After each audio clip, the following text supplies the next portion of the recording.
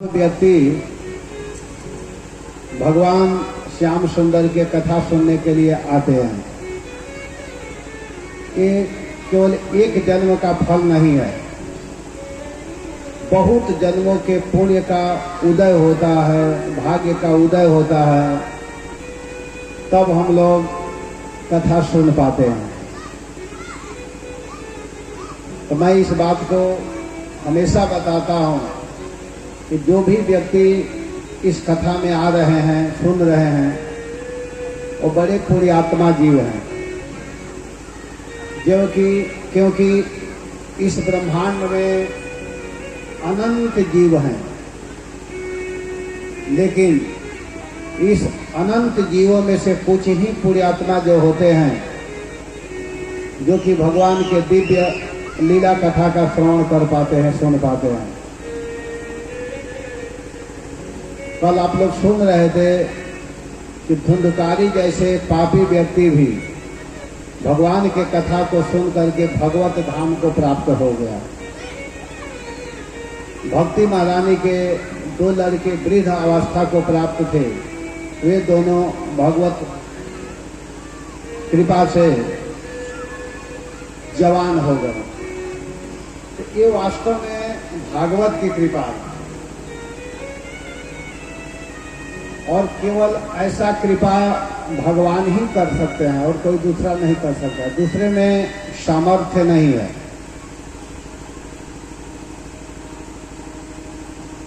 अब हम लोग भागवत जी को प्रारंभ करने जा रहे हैं। कल केवल महात्मा की कथा सुने थे आज से भागवत प्रारंभ होने जा रही है, और इसको केवल 6 दिन में मुझे अति संक्षेप में आप लोगों को सुनाना है।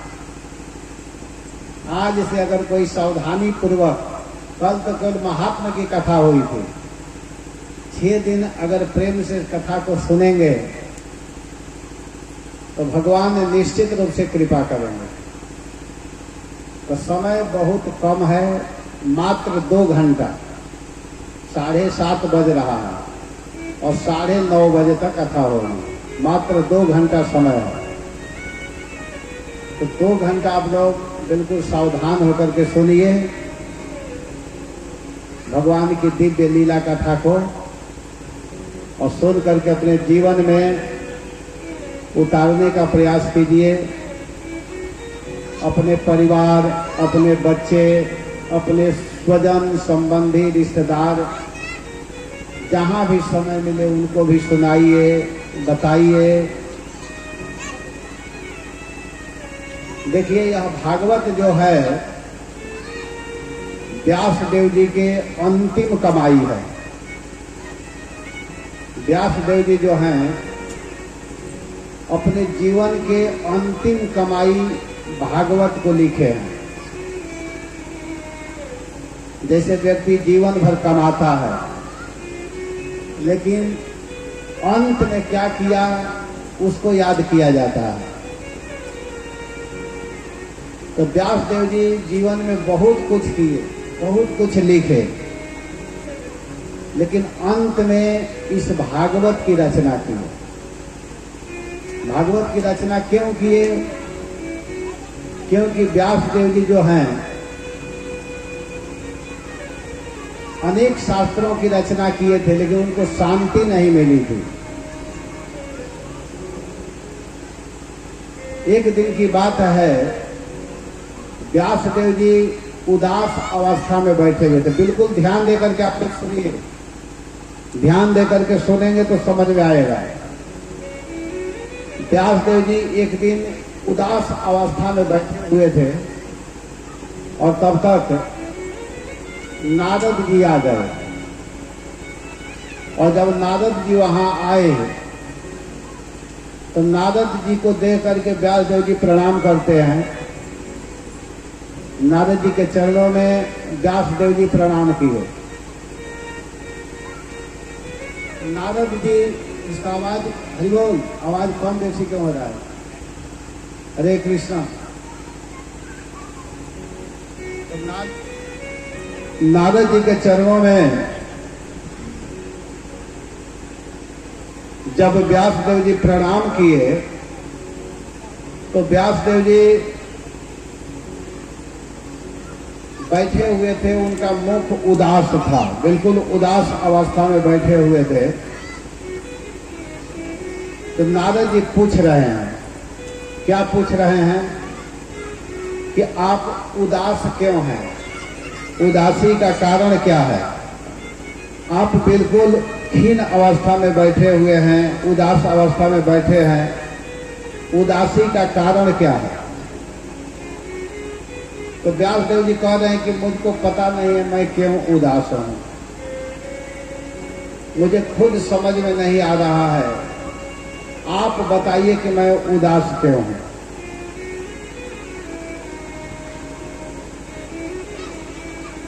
नारद जी कहते हैं कि देखो, आपकी उदासी का एक ही कारण है कि जीवन में आप बहुत कुछ किए हैं, बहुत शास्त्र की रचना किए, बहुत पुराणों को लिखे, बहुत ग्रंथों को लिखे,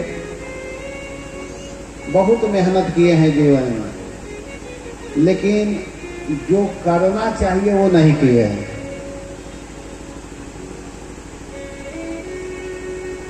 जिस रूप में भगवान का वर्णन करना चाहिए, भगवान के गुण लीला को लिखना चाहिए, उसको आपने नहीं लिखवाया है, इसीलिए आप उदास हैं। और वास्तव में व्यासदेव जी आप सुखी होना चाहते हैं, आप आनंद को प्राप्त करना चाहते हैं, तो आप क्या कीजिए कि एक ऐसे ग्रंथ की रचना कीजिए, एक ऐसे शास्त्र को लिखिए जिसमें केवल भगवान की महिमा हो। एक ऐसे ग्रंथ, एक ऐसे शास्त्र लिखिए, एक ऐसे पुराण लिखिए जिसमें केवल भगवान की महिमा हो, भगवान के अलावा कुछ भी उसमें न हो। तो इतना सुन करके व्यासदेव जी ने क्या किया कि नारद जी के कहने पर एक खूब सुंदर शास्त्र की रचना किए, जिसको सात्वत संहिता कहा गया है। अनर्थो पशमम साक्षात भक्ति योगम अधोक्षजे। अपने मन को भक्ति योग में लगाए। भक्ति योग का मतलब अपने मन को भगवान में लगाए, भगवान के चरणों में लगाए, और भगवान के चरणों में लगा करके एक सात्वत संहिता की रचना की है, जो नित्य निरंतर भगवान की नूतनता का वर्णन हो। ऐसे ग्रंथ की रचना की, ऐसे शास्त्र को लिखे जिसका नाम है श्रीमद् भागवतम, सात्वत संहिता, भागवत की रचना की है। उससे क्या होगा? तो उससे लोगों को सुख मिलेगा, लोगों के आनंद के लिए अनर्थ का उपशमन, माने अविद्या का नाश करने वाला, अनर्थ को दूर करने वाला ग्रंथ की रचना की है। बहुत सुंदर ग्रंथ की रचना की है। उसके वर्णन करते हुए कह रहे हैं, हरे कृष्णा हरे कृष्णा हरे कृष्णा हरे कृष्णा कृष्णा कृष्णा हरे हरे, हरे राम राम राम हरे हरे, हरे कृष्णा हरे कृष्णा कृष्णा कृष्णा हरे हरे, हरे राम राम राम हरे हरे, हरे कृष्णा कृष्णा कृष्णा हरे हरे, हरे राम राम राम हरे हरे। वर्णन करते हुए यहाँ पर कह रहे हैं कि जिसको सुनने मात्र से, जिसको पढ़ने मात्र से, जिसके बीच में अगर कोई बैठ करके श्रवण करे, सुने, हरे कृष्ण हरे कृष्णा हरे कृष्णा हरे कृष्ण।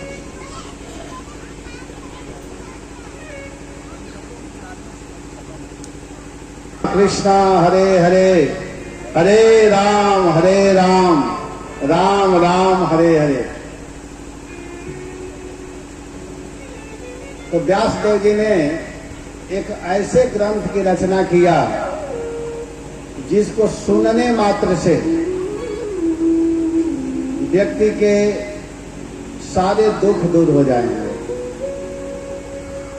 इसका वर्णन करते हुए यहाँ पर सूत गोस्वामी जी कहते हैं कि यस्याम वै श्रीयमाणायाम कृष्णे परम पुरुषे भक्ति उत्पद्यते पुंसः शोक मोह भयापहा। कह रहे हैं कि जिस भागवत को अगर कोई सुन ले, ध्यान देना आप लोग यहाँ आई हैं माता जी लोग, ज्यादा करके माता जी लोग बड़े प्रेम से कथा सुनती हैं। सुबह की कथा में भी मैं देखा कि पुरुष में केवल एक थे, मिश्रा जी, नगेंद्र मिश्रा जी कथा सुन रहे थे और माता जी लोग। वास्तव में भाग्यशाली जी जो है वही सुनते हैं कथा को। सुबह बहुत सुंदर यहाँ पर राम कथा हो रही है, बहुत सुंदर। कल और सुंदर कथा होगी राम कथा। अगर जो आएंगे उनको समझ में आएगा कि क्या हो रहा है। रात्रि को तो बहुत लोग जुट जाते हैं, लेकिन सुबह ज्यादा लोग नहीं आते हैं, लेकिन ज्यादा लोगों को आना चाहिए, क्योंकि सुबह बहुत देर कथा नहीं होती है, 8:30 बजे से 10 बजे। आप लोग 8 बजे आइए और 10 बजे, इसके बाद दिन भर काम करना है।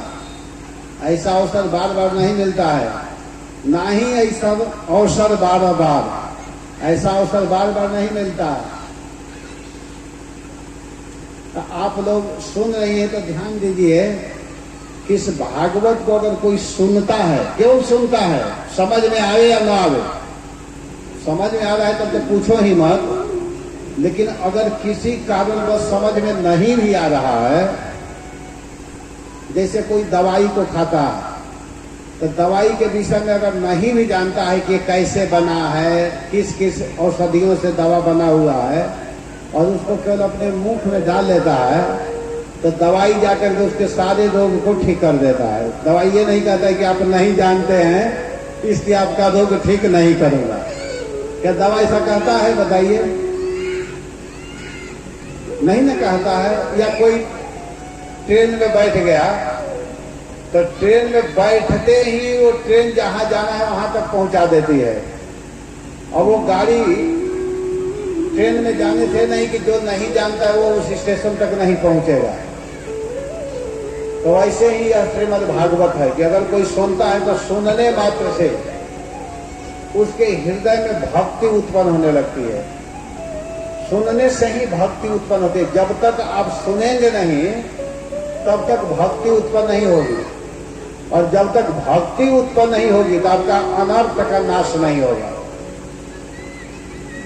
सुनने से क्या होता है कि भगवान परम पुरुष कृष्ण के विषय में अगर कोई सुनना चालू कर देता है तो उसके हृदय में भक्ति उत्पन्न होने लगती है। भक्ति उत्पद्यते, उस जीव के भीतर, उस मनुष्य के भीतर, उस माता के भीतर, पुरुष के भीतर भक्ति उत्पन्न होती है, और भक्ति उत्पन्न होते ही शोक, मोह और भय नाश हो जाता है।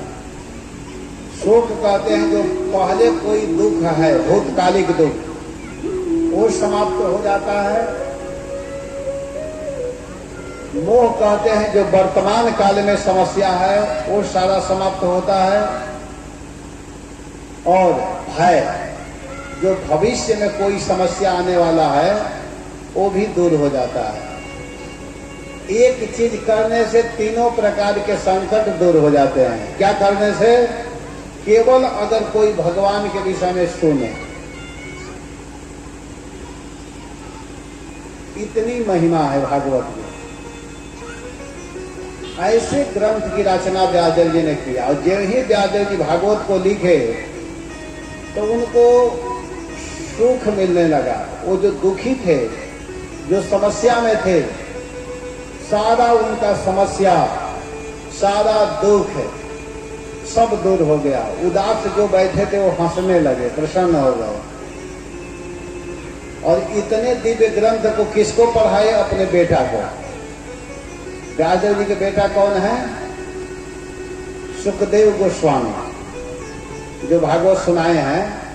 तो सुखदेव गोस्वामी को बुला करके उन्होंने इस भागवत को पढ़ाया। अपने बेटा को क्या सिखाए? भागवत। अभी मैं नेपाल में कथा कर रहा था। एक प्रभु जी हैं, सत्यनारायण प्रभु, वो भक्त हैं। उनके 2 बेटी हैं, एक बेटा है। छोटा बेटा है, काठमांडू में पढ़ता है। कह रहे थे कि प्रभु जी, मैं अपने बेटा को कहता हूं कि तुम स्कूल के पढ़ाई करो या मत करो, स्कूल में तुम फेल हो जाओ, इससे हमको कोई लेना देना नहीं है। ध्यान देकर सुनिए आप लोग, जो मैं अभी बताने जा रहा हूं। वो बोल रहे थे कि मैं अपने बेटा को क्या कहा कि तू स्कूल में फेल कर जाओ, इसके लिए मैं कभी नहीं डांटूंगा, लेकिन तुम रोज एक रामायण की चौपाई याद करके हमको सुनाना। रोज क्या सुनाना है? रामायण का एक चौपाई। जितना रामायण में चौपाई है सब तुमको याद कर लेना है। और वो लड़का मुझको सुना रहा था, प्रथम बाल कांड का चौपाई बहुत उसको याद है। काठमांडू से फोन किया था तब मुझको सुना रहा था। मैं कहा बहुत अच्छा है बेटा। प्रभु जी ने कहा कि हमको स्कूल के पढ़ाई से कोई लेना देना नहीं है, तुम पास हो या फेल हो जाओ, इससे कोई मतलब नहीं है, लेकिन रामायण, भगवत गीता और भागवत याद होनी चाहिए, क्योंकि जीवन के असली कमाई यही है। लेकिन यह बात कौन समझेगा? जो इसका रस लिया है। जो इसका रस नहीं लिया उसको तो लगेगा कि क्या सिखा रहे हैं, मंच पर बैठ करके क्या बोल रहे हैं।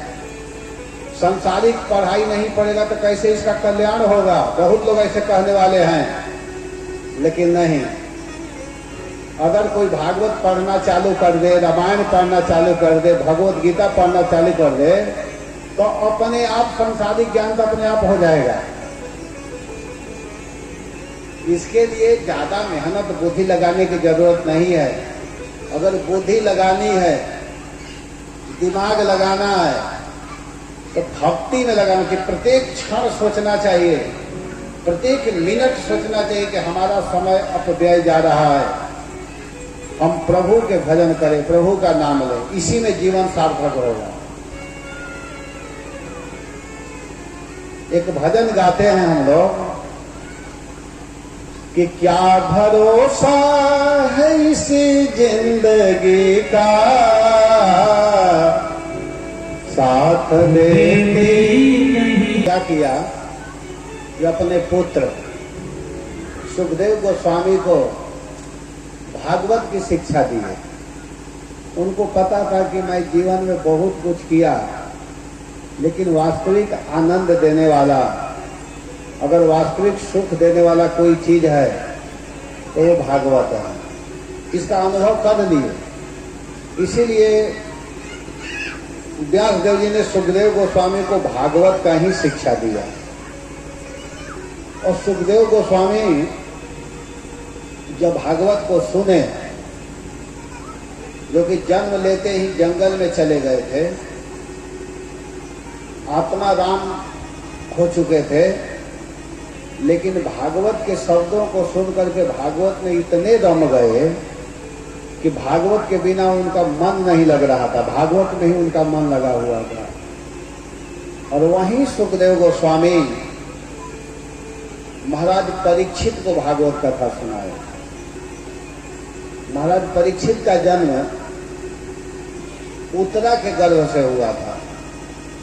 उत्तरा जी अभिमन्यु की पत्नी है, अर्जुन की पुत्र वधू हैं। अर्जुन के लड़के का नाम है अभिमन्यु और अभिमन्यु की पत्नी है उत्तरा, और उत्तरा के गर्भ से महाराज परीक्षित का जन्म हुआ। महाराज परीक्षित को मारने के लिए अश्वत्थामा ने ब्रह्मास्त्र का प्रयोग किया था, क्योंकि महाभारत युद्ध में जब सभी कौरव मारे गए थे, केवल दुर्योधन बचा हुआ था, उसका जंघा टूटा हुआ था। तो उस समय अश्वत्थामा कहा कि आप चिंता मत कीजिए, मैं 5 पांडवों को मार करके लाता हूँ।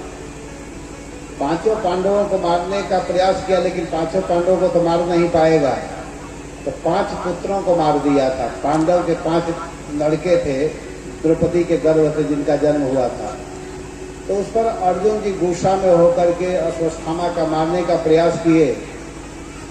उस समय दोनों तरफ से ब्रह्मास्त्र का प्रयोग हुआ था और ब्रह्मास्त्र तो अश्वत्थामा छोड़ दिया, लेकिन उसको समेटना नहीं जानता था। तो फिर भगवान की कृपा से अर्जुन जी के माध्यम से उसको शांत किया गया और अश्वत्थामा को अर्जुन जी बहुत अपमानित किए। तो गुस्सा में होकर के वो दूसरे बार क्या किया कि ऐसे ब्रह्मास्त्र का प्रयोग किया जो गर्भ को ही नष्ट करने के लिए चला था। वही उत्तरा का गर्भ, जिसके गर्भ में परीक्षित महाराज थे। लेकिन उस समय उत्तरा भगवान के शरण में गई। भगवान ही एक रक्षा करने वाले हैं।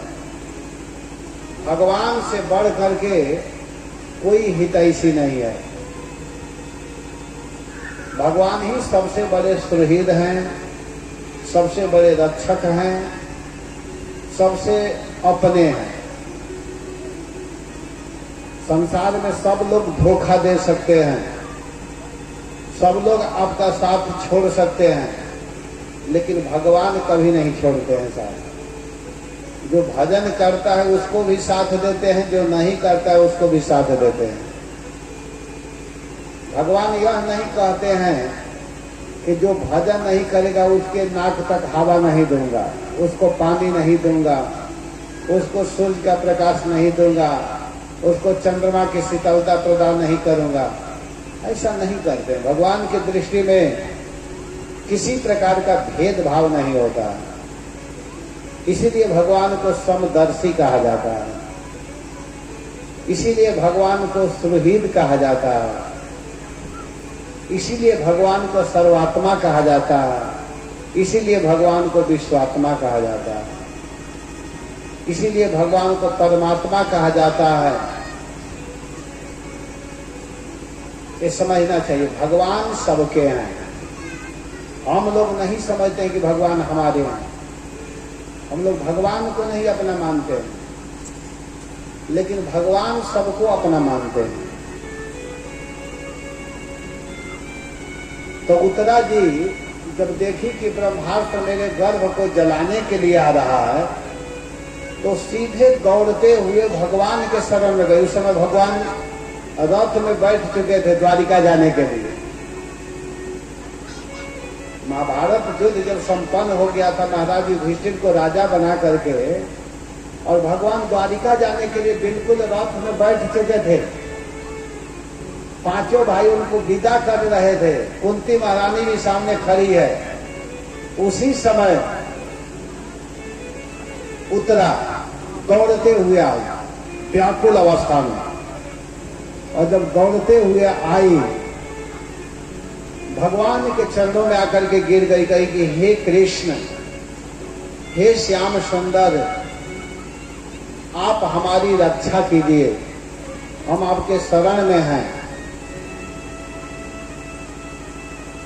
भगवान क्या कहे कि आप मेरे पास क्यों आई हो?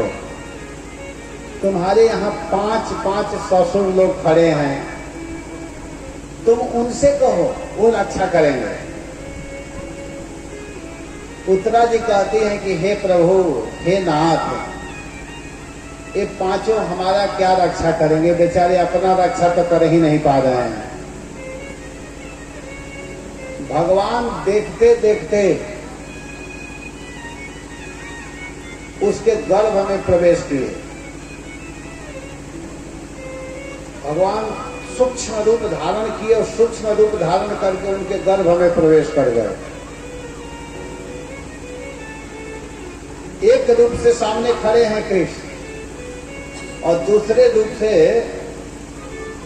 उत्तरा के गर्भ में प्रवेश किए और जा करके जो ब्रह्मास्त्र छोड़ा था मारने के लिए, उस ब्रह्मास्त्र से उस बच्चे की रक्षा की। चक्र सुदर्शन से गर्भ में गए भगवान और गर्भ में जाकर के चक्र सुदर्शन के द्वारा भगवान ने क्या किया कि उस गर्भस्थ शिशु की रक्षा किया। उस गर्भस्थ शिशु को भगवान बचाए और समय के अनुसार जब बालक का जन्म हुआ तो जन्म लेते ही वो बालक चारों तरफ से देख रहा है। जन्म लेते ही चारों तरफ अपने आंख को घुमा रहा है कि वो व्यक्ति कहाँ है जो मेरा रक्षा गर्भ में किया। परितः इक्षितः, परितः माने चारों तरफ से इक्षितः देखा, इसीलिए उनका नाम हो गया परीक्षित। और एक नाम है परीक्षित का, क्या जानते हैं? विष्णुरात। परीक्षित का ही नाम है विष्णुरात। विष्णु कहते हैं भगवान को। भगवान जाकर के उनके गर्भ में रक्षा किए थे, इसलिए उनका एक नाम हो गया विष्णुरात। तो परीक्षित महाराज चारों तरफ से देख रहे हैं कि वो कहाँ हैं जो हमारी रक्षा किए थे। वही परीक्षित आगे चल करके तो बहुत बड़े राजा हुए, चक्रवर्ती सम्राट, बहुत बड़े राजा हुए, छोटा मोटा राजा नहीं हुए। इतने बड़े राजा थे कि उनके सामने कोई टिक नहीं सकता था और धर्मात्मा थे। उनके राज्य में सभी लोग सुखी रहते थे। एक दिन की बात है, परीक्षित महाराज जंगल में गए हुए थे धनुष बाण लेकर के, और जब गए तो देखे कि एक गाय और एक बैल दोनों दुखी अवस्था में भाग रहे हैं और उन दोनों को मारने के लिए एक व्यक्ति हाथ में धनुष बाण लिया हुआ है। राजा का वेश धारण किया है लेकिन वो शूद्र था। वो खूब पीट रहा है, मारते हुए ले जा रहा है। तो जब ऐसे देखे महाराज परीक्षित तो उनको गुस्सा आ गया। गाय का वध, गाय को कोई मारे, उसको सह नहीं पाए। और महाराज परीक्षित अपने हाथ में धनुष बाण लेकर के जब ही उस राजवेशधारी शूद्र को मारने के लिए चले, वो तुरंत महाराज परीक्षित के चरणों में गिर गया। कहा, महाराज हमारी रक्षा कीजिए। कहे, तुम कौन हो? तो जानते हो क्या कहता है? कहता है कि मैं कलयुग हूं। जिस युग में हम लोग बैठे हुए वही कलयुग था। महाराज परीक्षित के चरणों में गिर गया। महाराज परीक्षित कहे कि तुम ऐसे क्यों कर रहा? तो कलयुग कहता है कि महाराज मैं क्या बताऊं, मुझे आए बहुत दिन हो गया, लेकिन आपके प्रभाव के कारण मैं यहाँ आ नहीं पा रहा था। आप हमको रहने के लिए स्थान दीजिए। कहे कि तुम इतने बदमाश हो कि गाय को मार रहे हो, बैल को मार रहे हो, तुम रहने लायक व्यक्ति नहीं हो। कहा, नहीं महाराज आप हमको जगह दीजिए, मुझको रहने के लिए स्थान देंगे तो मैं बहुत सुविधा दूंगा। सतयुग में ध्यान करने से जो फल मिलता है, त्रेता में यज्ञ करने से जो फल मिलता है, द्वापर में पूजा करने से जो फल मिलता है, वो सारे फल मैं रहूंगा तो मेरे युग में कोई केवल बैठ करके हरे कृष्णा कृष्णा कृष्णा कृष्णा हरे हरे हरे राम राम राम हरे हरे। अगर कोई कलयुग में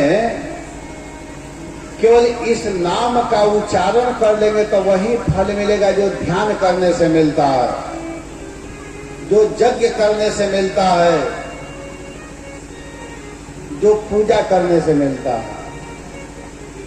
तो अच्छा वो फल मिलता है। तो हाँ, ये कलयुग की महिमा है।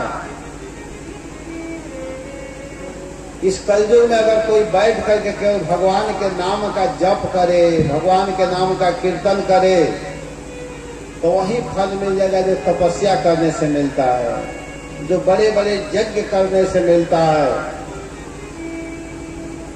जो पूजा करने से मिलता है, वही फल मिलेगा। इस कलयुग में क्या करने से?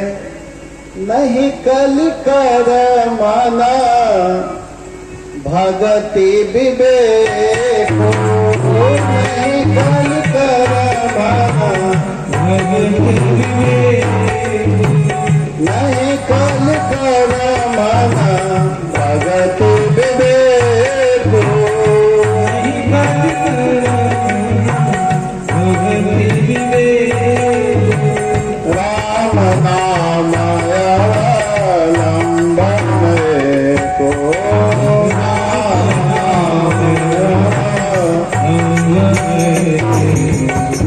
राम नाम अवलंबन को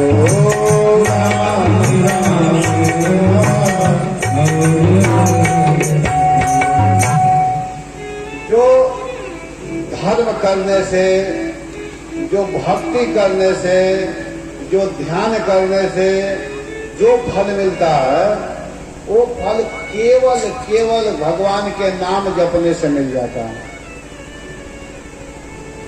महाराज परीक्षित कहे तो बहुत अच्छा है, तुमको तो रहने के लिए जगह देना पड़ेगा।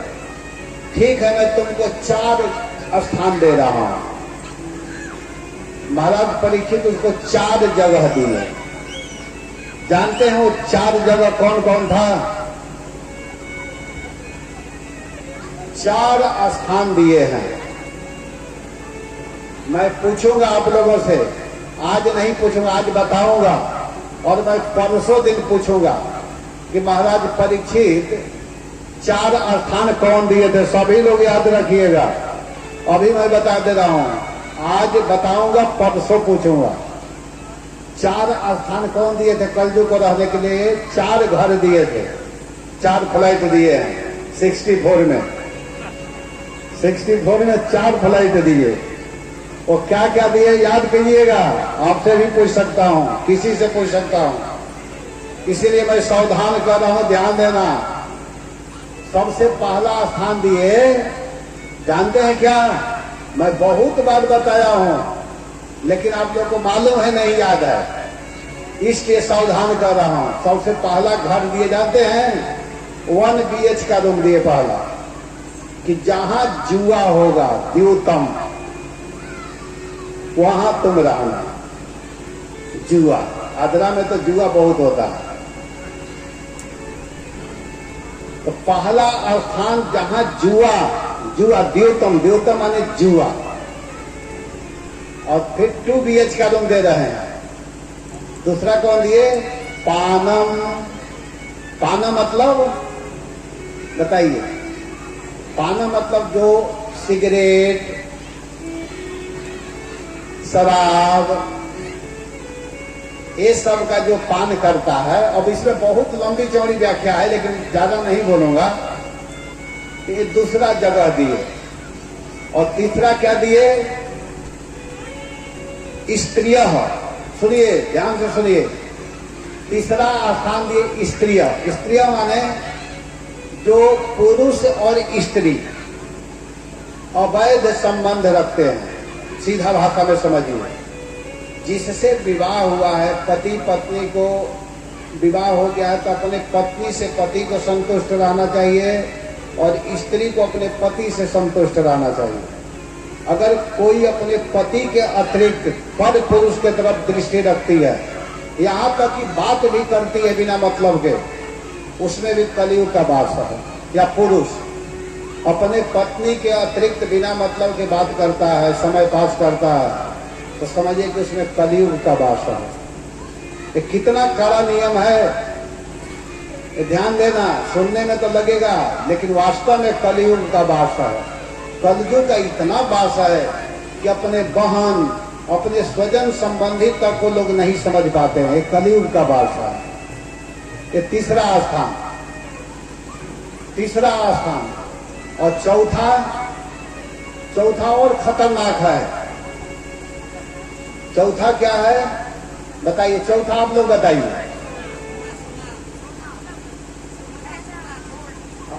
नहीं, वो तो बाद में आएगा। चौथा स्थान है मांसाहार। जो मांस खाते हैं, मांसाहार में अंडा भी आ गया है। अंडा को लोग कहते हैं कि वो शाकाहारी है, लेकिन नहीं। मांसाहार जो करते हैं, मांस खाते हैं, बकरा, बकरी, सुअर, और जो मांस खाते थे तो गधा भी खा लेते होंगे, है कि नहीं? सांप, बिच्छू, नागालैंड एक राज्य है, वहां सांप, बिच्छू, छोटे छोटे कीड़े जो होते हैं, सब्जी जैसा बना बना करके, भुजिया बना करके खाते हैं। छोटे छोटे बहुत बिकते हैं वहां। सुअर, भैंसा, पता नहीं क्या क्या खाते हैं, बहुत प्रेम से खाते हैं। बोलिए हरे कृष्णा। आप लोग ध्यान देकर के नहीं सुने, मैं 4 घर बता दिया। मैं पूछूंगा तो 4 स्थान दिए महाराज परीक्षित रहने के लिए कलयुग को। कौन कौन दिए? पहला दिए जहां जुआ होगा, दूसरा दिए जहां कोई शराब आदि का पान करेगा, अनेक प्रकार के नशा करेगा, नशा में बहुत कुछ आ जाता है, और तीसरा दिए अवैध संबंध रखेगा, और चौथा दिए जो मांसाहार करेगा। तो कलयुग क्या कहता है? 4 जगह दे दिए तो कलयुग कहता है महाराज इतना से हमारा परिवार का काम नहीं चलेगा, हमारा परिवार बहुत लंबा चौड़ा है, 4 घर से थोड़े काम चलेगा। तो महाराज परीक्षित कहेंगे ठीक है, 5वां स्थान तुमको दे रहा हूं, सुवर्ण। सुवर्ण मतलब सोना नहीं होता है। सुवर्ण का मतलब होता है जो गलत ढंग से रुपया कमाता है, उसमें कलयुग का वास होगा। गलत ढंग मतलब रुपया भी गलत ढंग से कमाया जाता था। हाँ, जैसे अब ट्रेन में हम लोग जा रहे हैं, हम लोग जाते हैं तो टिकट है बेचारों के पास, लेकिन सीट नहीं है। तो टीटी लोग क्या करते हैं? रेलवे में है, इसलिए रेलवे वालों को पहले समझाता हूं। तो वो लोग क्या करते हैं रेलवे वाले? अब टीटी के पास जाइए, हम लोग इसी चक्कर में इस बार पड़े थे। तो जाइए टीटी के पास, हाँ सीट दीजिए, तो नहीं सीट नहीं है, कहता है नहीं है, और तुरंत उसमें से 5,000 10,000 निकालिए, 2,000 निकालिए और हाथ में पकड़ा दीजिए। अच्छा महाराज आप वहां सो जाइए, कोई दिक्कत नहीं है।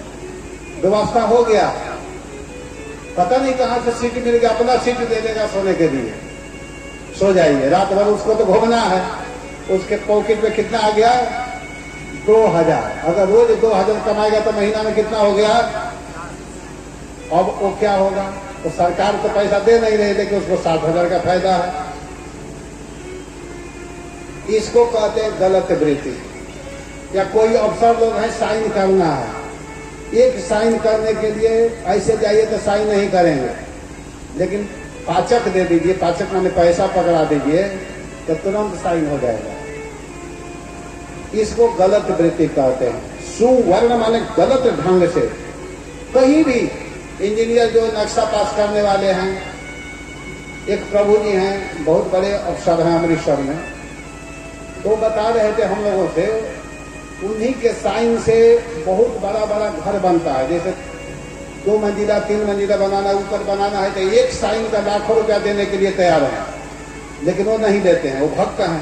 तो उनके नीचे वाले परेशान रहते हैं कि साहब हम लोग का गड़बड़ हो रहा है, वो लोग कहीं ना कहीं करके गड़बड़ साइन करवा ही देते हैं, उनको पता ही नहीं चलता है, नीचे वाले जाकर साइन करा देते हैं। लाख लाख रुपया देने के लिए लोग तैयार बैठे हैं कि एक साइन कर देंगे, जिसका फ्लाइट बन जाएगा 50 लाख रुपया का, तो उसमें 50,000 1 लाख देने में क्या दिक्कत है। इसको कहते हैं सुवर्ण, माने गलत ढंग से धन कमाना, रुपया कमाना, पैसा कमाना।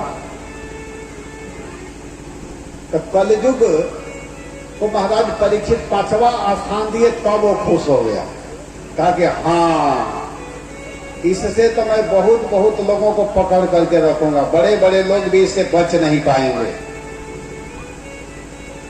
इतना सुन करके कलयुग खुश हो गया। और सबसे पहले, और एक स्थान सोना भी, सोना मतलब ज्यादा जो सोना को धारण करता है, तो उसमें भी कलयुग का वास होता है। तो सबसे पहले कलयुग बहुत हंसा, जोर जोर से हंसने लगा। तो महाराज परीक्षित कहे कि तुम इतना हंस क्यों रहे हो, इतना खुश क्यों हो, इतना प्रसन्न क्यों हो। कहता महाराज मैं प्रसन्न इसलिए हूं कि आप कितने भोले भाले राजा हैं। तो मतलब तो आप जितना समझ रहे हैं कि आसानी से मैं भजन करने दूंगा तब ना, मैं कहा था कि कलयुग में कोई नाम लेगा तो उसका उद्धार हो जाएगा, तो मैं नाम लेने दूंगा तब ना, मैं नाम ही नहीं लेने दूंगा।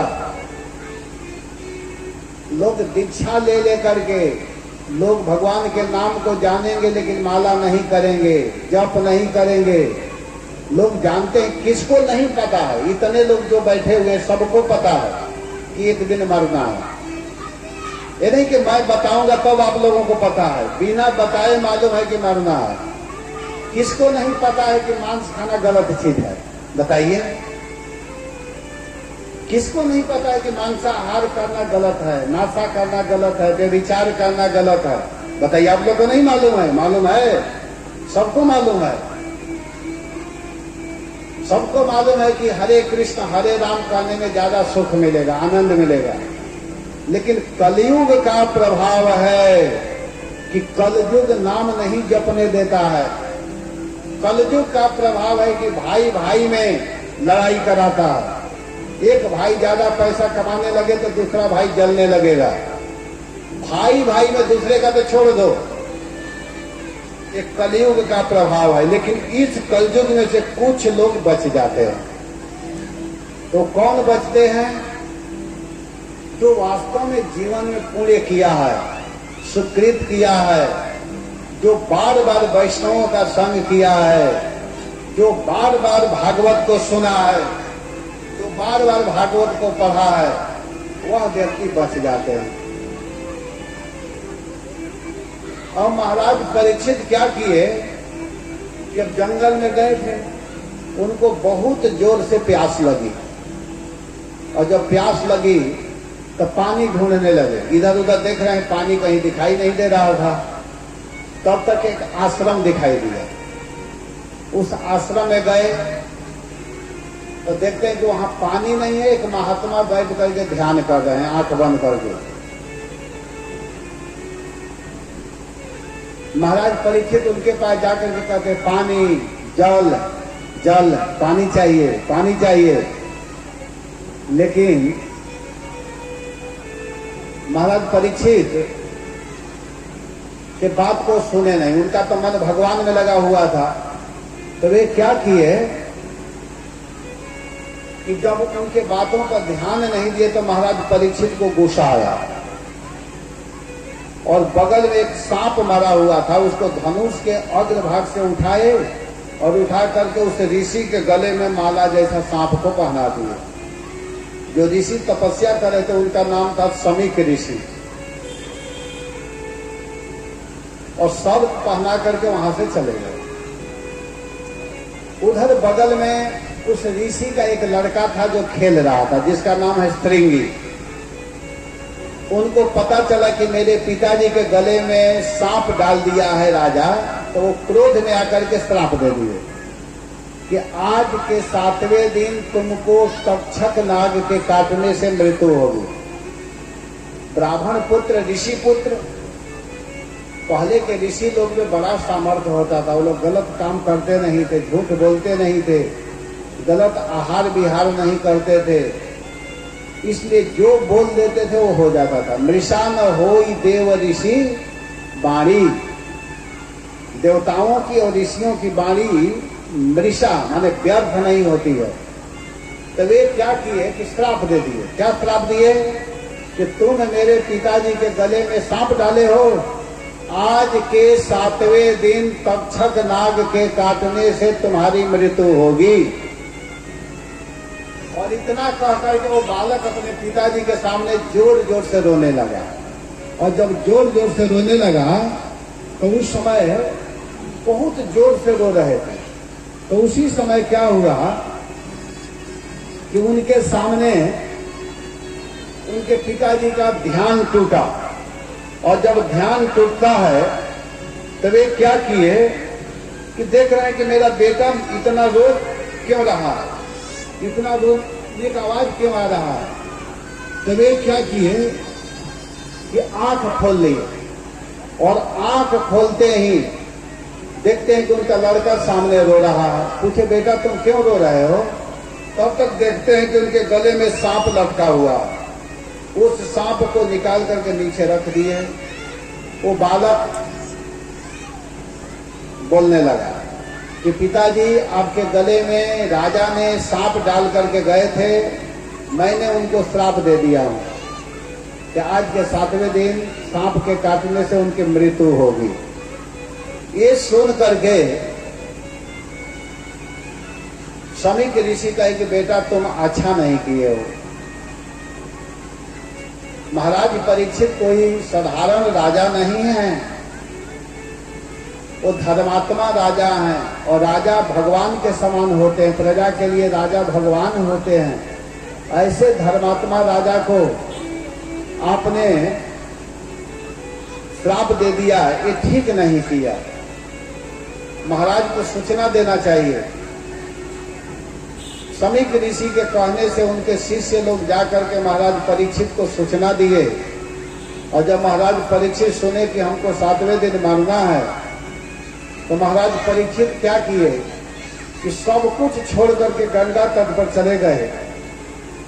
और गंगा तट पर इस प्रतीक्षा में गए कि अब मुझे तो 7वें दिन मारना है। लेकिन यह संवाद सब जगह सुनाई दिया। वहां पर बड़े बड़े साधु, महात्मा, जोगी, ब्राह्मण, ऋषि, देवता सभी लोग वहां पर उपस्थित हो गए। और सबसे महाराज परीक्षित पूछते हैं कि मुझको क्या करना चाहिए, आप लोग बताइए, मुझे क्या करना चाहिए, मुझे 7वें दिन मरना है। लेकिन कोई सही मार्ग नहीं बता रहा। जैसे आजकल अगर आप पूछने के लिए जाइए कि जीवन में हमको क्या करना चाहिए, तो जो जिस चीज में है वही बताएगा। जो कमाने वाले हैं वो कहेंगे कि बिजनेस करना चाहिए, जो सरकारी नौकरी में वो कहेगा कि सरकारी नौकरी में ज्वाइन कर लीजिए, जो ध्यान करता होगा वो कहेगा कि आंख बंद करके ध्यान कीजिए। सही बात बताएगा नहीं। उसी समय उस सभा में सुखदेव गोस्वामी आ गए। तत्राभवद भगवान व्यास पुत्रो यदृच्छयागामटमानपेक्षः अलक्षलिंगो निजलाभतुष्टो वृतैश्च बालैरवधूतवेशः। उसी समय परम विरक्त 16 वर्ष जिनका उम्र था, जिनके मुख से हमेशा भागवत निकलता था, सांवला रूप, बाल घुंघराला, मंद मंद मुस्कुराते हुए, उस सभा में सुखदेव गोस्वामी आ गए। और जब सुखदेव गोस्वामी आए तो उनको देखते ही जितने लोग वहां पर थे सब लोग खड़े हो गए। सुखदेव गोस्वामी को देखते ही उस सभा में उनके पिताजी भी बैठे थे, व्यासदेव जी। व्यासदेव के पिता पराशर जी बैठे हुए थे। व्यासदेव जी के गुरु नारद जी बैठे हुए थे। बड़े बड़े ऋषि असित, देवल, धौम्य, भृगु, बड़े बड़े मुनि लोग बैठे हुए थे। सभी लोग खड़े हो गए। महाराज परीक्षित को समझने में देर नहीं लगा कि बहुत महान पुरुष आए हुए हैं। उनके लिए सुंदर आसन दिए और हाथ जोड़ करके कहते हैं कि हे गुरुदेव, हे भगवान, जो व्यक्ति निश्चित रूप से मरने वाले हैं उनको क्या करना चाहिए, क्या सुनना चाहिए, क्या बोलना चाहिए, क्या नहीं बोलना चाहिए। मैं आपके चरणों में बार बार प्रणाम करता हूं। अरे हरि के कथा सुनाने वाले, हरि के कथा सुनाने वाले, तुमको लाखों प्रणाम, तुमको लाखों प्रणाम, तुमको लाखों प्रणाम, तुमको लाखों प्रणाम। कथा सुनाने वाले, तुमकी कथा सुनाने वाले, तुमको लाखों प्रणाम, तुमको लाखों प्रणाम। महाराज परीक्षित प्रणाम कर रहे हैं। क्या कर रहे हैं? हम भूल रहे थे बल में, बल खो बैठे थे तन में। हम भूल रहे थे बल में, बल खो बैठे थे तन में। हम भूल रहे थे बल में, बल खो बैठे थे तन में। हम भूल रहे थे बल में, बल खो बैठे थे तन में। ओ राह बताने वाले, ओ राह बताने वाले, तुमको लाखों तुमको लाखों प्रणाम। हरि की कथा सुनाने वाले, तुमकी कथा सुनाने वाले, तुमको लाखों प्रणाम, तुमको लाखों प्रणाम।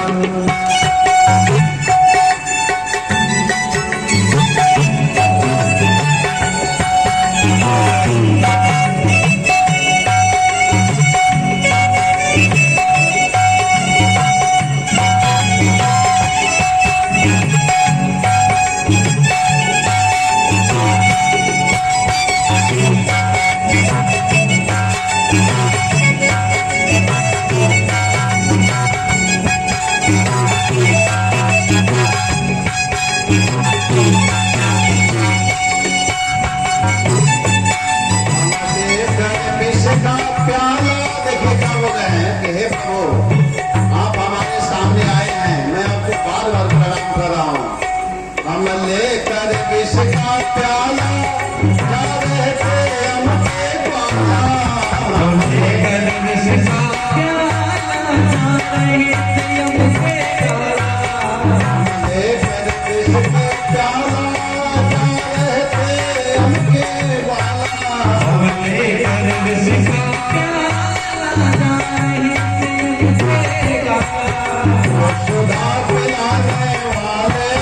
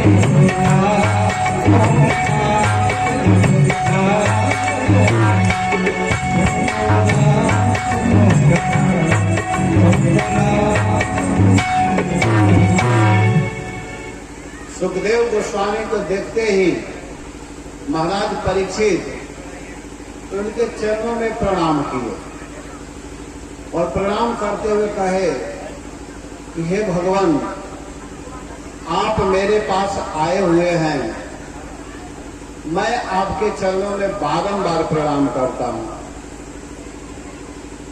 और देखिए क्या प्रश्न कर रहे हैं।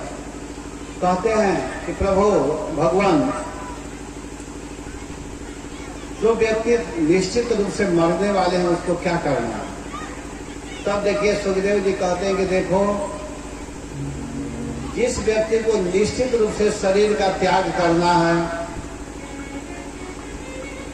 ऐसे तो सांसारिक व्यक्तियों के लिए जिसका मन विषयों में लगा हुआ है, ऐसे लोगों के लिए तो बहुत कुछ करने के लिए है, सुनने के लिए है, बोलने के लिए है। लेकिन जो इस संसार में और संसार के बाद, इस संसार में और इस संसार के बाद जो सुख चाहता है, जो आनंद चाहता है, उसे केवल भगवान की भक्ति करनी चाहिए।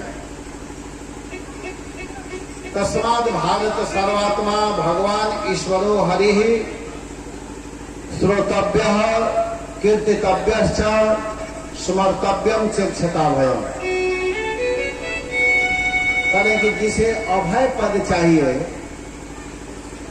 जो यह चाहता है कि मैं इस संसार में भी सुखी रहूं, इस संसार के बाद भी सुखी रहूं, मैं भी सुखी रहूं, मेरा परिवार भी सुखी रहे, मेरे पुत्र पुत्री संतान सब सुखी रहे, तब कहते हैं सुखदेव गोस्वामी को उसको तो केवल हरि का भजन करना पड़ेगा। हरि के भजन करने से ही सब सुखी रह सकते हैं। सबको सुखी करने वाला हरि का भजन है। भगवान का भजन करने वाला व्यक्ति सब सुखी रहता है। अगर सब भजन करेंगे तो लड़ाई झगड़ा नहीं। लड़ाई झगड़ा कहाँ होता है? जहाँ सुंदर विचार नहीं होता है। गोस्वामी जी ने कहा है कि जहाँ सुमति तहाँ संपत्ति नाना, जहाँ सुमति तहाँ संपत्ति नाना, जहाँ कुमति तहाँ विपद निधाना, जहाँ कुमति तहाँ विपद निधाना, जहाँ कुमति तहाँ विपद निधाना, जहाँ कुमति तहाँ विपद। जहाँ सुंदर मत है, सुंदर विचार है, वहाँ अनेक प्रकार की संपत्ति है। और जहाँ गलत विचार है, वहाँ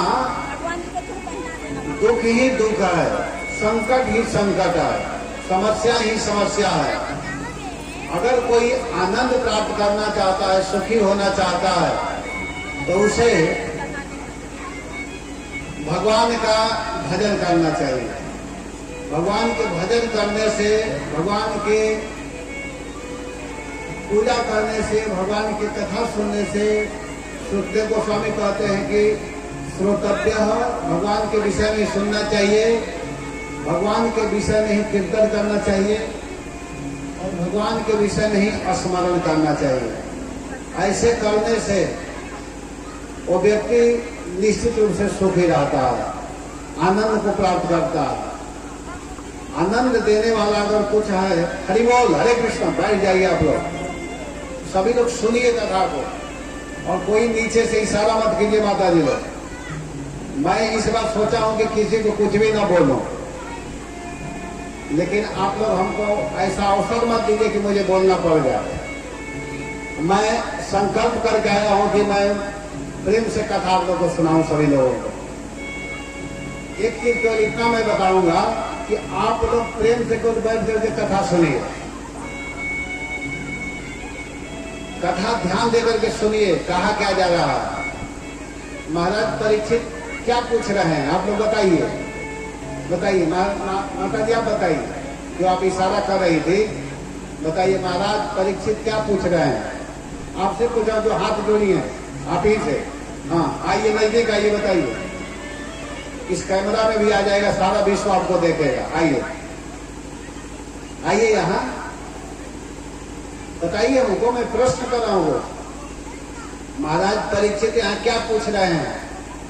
सुखदेव गोस्वामी से क्या कह रहे हैं? बताइए, हम नहीं बोल रहे हैं।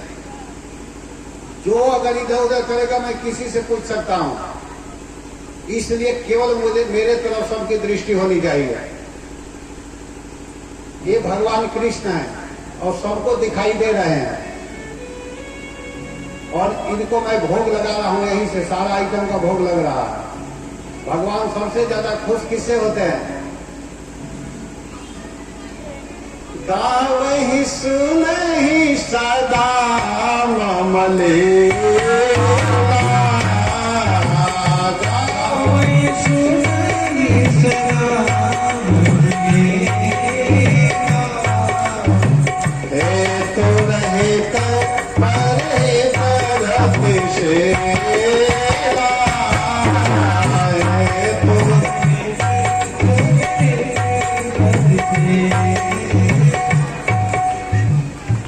भगवान सबसे ज्यादा खुश किस पर होते हैं?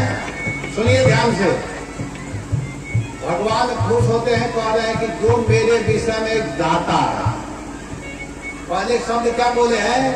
गावहि। कहने कि जो मेरे विषय में गाता है उस पर मैं बहुत खुश रहता हूं। और फिर क्या करें कि सुनहि, जो मेरे विषय में क्या करता है? सुनता है। और कब? क्यों 2 घंटा, 1 घंटा, आधा घंटा तो नहीं, सदा। सदा माने? सदा माने हमेशा, निरंतर, सोते समय, चलते समय, हंसते समय, नाचते समय, जहां भी हैं, जो हमेशा मेरे विषय में गाता है और सुनता है, उस पर मैं खुश रहता हूं। भगवान को अगर कोई प्रसन्न करना चाहता है तो उसको भगवान के विषय में ही बोलना चाहिए। अगर बोलने की, वृंदावन में ऐसे ऐसे महात्मा हैं, बरसाना में, वृंदावन में, बरसाना में मैं जब रहता था तो एक महात्मा को मैं देखता था। हम लोग जब पढ़ते थे, परिक्रमा करते थे रोज बरसाना का, एक महात्मा लुंगी पहन करके जब करते थे, इतने सुंदर थे महात्मा, वो मुस्कुराते थे और कोई उनसे बोलता था तो बात ही नहीं करते थे। तो मैं सोचता था कि शायद ये गूंगे होंगे, मेरे दिमाग में था। तो कोई बोलता था तो कुछ बोलते नहीं थे, हंसते थे, तो मुस्कुराते थे। तो एक दिन क्या हुआ कि हम लोग जा रहे थे तो मैं ही कहा, राधे राधे बाबा। तो कहे राधे राधे। तो मैं कहा ये तो बोलते हैं, राधे राधे हरे कृष्ण, इतना बोलते थे। एक सच्ची घटना है बनारस की। हमारे बड़े भैया परम पूज्य गौर कृष्णदास गोस्वामी महाराज बता रहे थे कि जब बनारस में पढ़ते थे तो रोज वो लोग गंगा स्नान करने के लिए जाते थे। वहां मुमुक्षु भवन में वो पढ़ रहे थे। उसमें मैं एक बार भागवत कथा किया हूँ मुमुक्षु भवन में। बनारस में मैं 3 बार भागवत कर चुका हूँ। तो क्या है कि मुमुक्षु भवन में वो जब पढ़ रहे थे तो वो रोज गंगा जी स्नान करने के लिए जाते थे। तो गंगा जी के किनारे 2 पंडित चौकी पर बैठे हुए थे। ध्यान देकर के सुनना, वो दोनों गिरहस्थ थे। तो दोनों दाढ़ी वाढ़ी बढ़ा लिए थे और सुबह क्या बोलते थे? एक बोलते थे सीताराम सीताराम, तो दूसरा क्या बोलते थे? राधे श्याम राधे श्याम। एक बोलते थे सीताराम सीताराम, तो दूसरा क्या बोलते थे? राधे श्याम राधे श्याम। वो दोनों इतनी जोर से बोलते थे कि एक दूसरे को परास्त करने में। ये लोग स्नान करने जाते थे।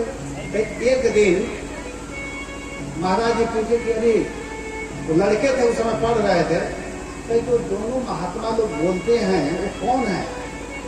तो एक उसमें लड़का था तो कहा कि जानते हैं उसमें जो राधे श्याम कहते हैं वो मेरे नाना जी हैं। तो नाना जी? तो हाँ। और इतना ही नहीं, आप नहीं जानते नाना जी क्या करते हैं?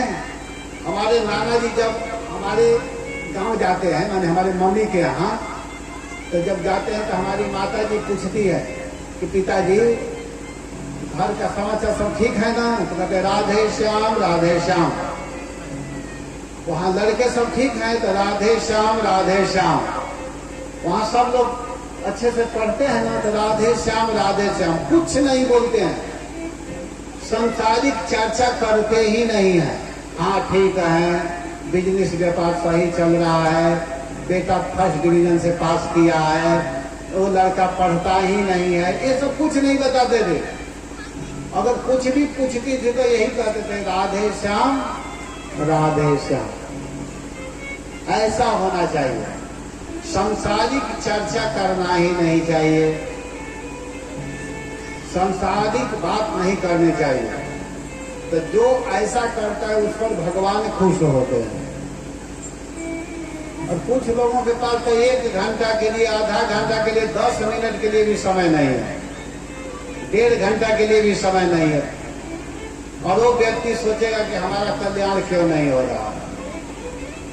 जब व्यक्ति शरीर छोड़ते हैं, मरते हैं, जीवन भर भजन नहीं करता है, नाम नहीं गाता है, कथा नहीं सुनता है, साधु को प्रणाम नहीं करता है, साधुओं को भोजन नहीं कराता है, साधुओं को अपने घर नहीं बुलाता है, और जब मरेगा तो उसके घर वाले लिखेंगे स्वर्गीय, हमारे पिताजी स्वर्ग चले गए। तो स्वर्ग कभी जाएंगे ही नहीं। पता है ना कि कौन स्वर्ग जाएगा, कौन नरक जाएगा, कौन वैकुंठ जाएगा। कोई जीवन में पढ़ा ना हो और उस सोचे कि हमारा लड़का फर्स्ट डिवीजन से पास करेगा, कैसे करेगा भाई? तो ये भी जीवन की एक पढ़ाई है कि आप जो कर रहे हैं अपना कर्म फल खुद समझ रहे हैं कि हम क्या कर रहे हैं। दूसरे के चक्कर में मत पड़िए। आप खुद देखिए कि आज सुबह से शाम तक आप कितने बार भगवान के नाम लिए। आप खुद अपना रिजल्ट बना सकते हैं। प्रतिदिन का कॉपी में लिखिए कि आज सुबह उठा तो उठते ही प्रणाम किया। हम लोग, मैं अपनी बात बता रहा हूँ, दूसरे की बात नहीं कर रहा हूँ। मैं सुबह में उठता हूँ तो कोशिश करता हूँ कि सबसे पहले मैं ऐसे व्यक्ति को देखूं कि जो सात्विक हो। और कभी कभी कोई ऐसा दिखाई देता तो उस समय भगवान का नाम बार बार स्मरण करना पड़ता है। तो ध्यान देना चाहिए कि सुबह उठ करके हम किसका मुख देख रहे हैं, मैं देख क्या रहा हूं, खा क्या रहा हूं, बोल क्या रहा हूं, ये ध्यान देना चाहिए। अपना रिजल्ट आप स्वयं बना सकते हैं, दूसरा कोई क्या बनाएगा। तो सुखदेव गोस्वामी को देख करके महाराज परीक्षित कहते हैं कि हे भगवान, आप बताइए मुझे क्या करना चाहिए, मरने वाले व्यक्ति को क्या करना चाहिए। तो सुखदेव जी बहुत सुंदर उपाय बताए कि देखो, जो इस संसार में सुखी रहना चाहता है, इस संसार के बाद भी सुखी होना चाहता है, उसे भगवान के विषय में सुनना चाहिए, भगवान के विषय में बोलना चाहिए, भगवान को भोग लगा करके खाना चाहिए। कुछ भी लाओ तो पहले भगवान को खिलाओ, पिलाओ, दिखाओ। इस साधु का पहचान है। और जो साधु नहीं है वो कुछ भी मिलता है सीधा खाना चालू। कल मिश्रा जी, जय मिश्रा जी जा रहे थे तो एक आम गिर गया, उनके सामने आम मिला तो वो ला करके लेकर आए। तुरंत आम गिरा हुआ था तो लाए तो मुझको दिए।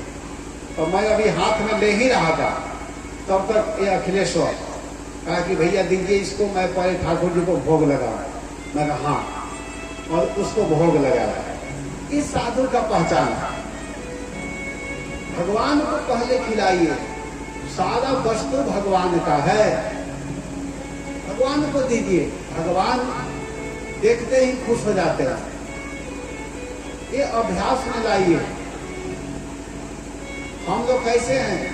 हम लोग भगवान के पुत्र हैं, संतान है। कोई पिता, मालिक कोई पिता है, उसके 2 बच्चे हैं, 2 लड़के हैं। आप अपने से देखिएगा, आपके बच्चे 2 हैं और आप बाजार से 1 किलो बर्फी खरीद करके लाए, आधा किलो कर दिए 2 पॉकेट, और दोनों पॉकेट दोनों बच्चों को दे दिए।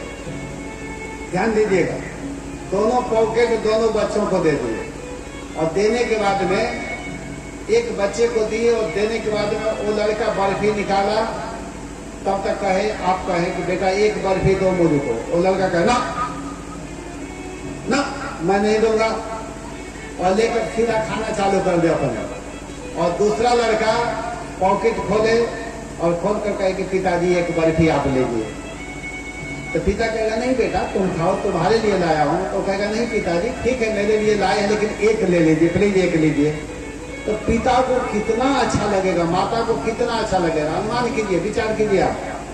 पिता को कोई जरूरत नहीं है उसकी, 50 पॉकेट खरीद करके ला सकता, लेकिन जो लड़का एक मिठाई देगा पिता को, तो पिता को कैसा लगेगा। वैसे ही भगवान हम लोगों के पिता हैं। भगवान को कोई जरूरत नहीं है, लेकिन भगवान इतना अपेक्षा रखते हैं कि बच्चे हमारे मुझको दिखा करके खाएं। आप जब दिखाएंगे तो भगवान इतने खुश होंगे और ज्यादा देंगे। यही भगवान की भक्ति में सिखाई जाती है। तो महाराज परीक्षित के प्रश्न पर सुखदेव गोस्वामी ने स्पष्ट रूप से बताया कि टाइम हमको टाइम वाला चीज रख दिया कीजिए यहाँ पर। अभी तक नहीं बता रहे कितना समय हुआ, यहाँ रख देना।